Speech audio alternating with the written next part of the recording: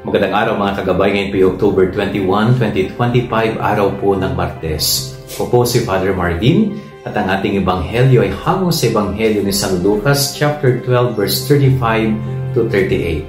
Ang ganda ko ng ebanghelyo na ito sapagkat ipinapaalala po sa bawat isa sa atin na tayo po ay patuloy na maging handa.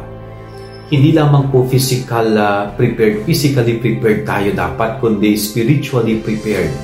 Dahil ang pagdating po ng Panginoon ay walang sino man ang nakaalam na kumbaga magugulat tayo nandyan na pala. Kaya kapag tayo ay dinatnan na hindi handa, ano kaya ang mangyayari sa atin? Kaya sana po maging handa tayo hindi lamang physical, na hindi lamang yung pinaganda natin yung panlabas nating pagkatao, kundi inihanda natin spiritually, emotionally. Ang mahalaga is yung malinis yung ating kalooban upang sa ganon pagdating ng Panginoon, handa tayong haharap sa Kanya. Sabi ko nga, wala pong nakaalam kung kailan mangyayari yon. Kaya pinaghahanda niya tayo palagi. Yan ang ating gabay-aral ni maghapon. God bless po sa inyo lahat. Pagpalain kayo ng Panginoon.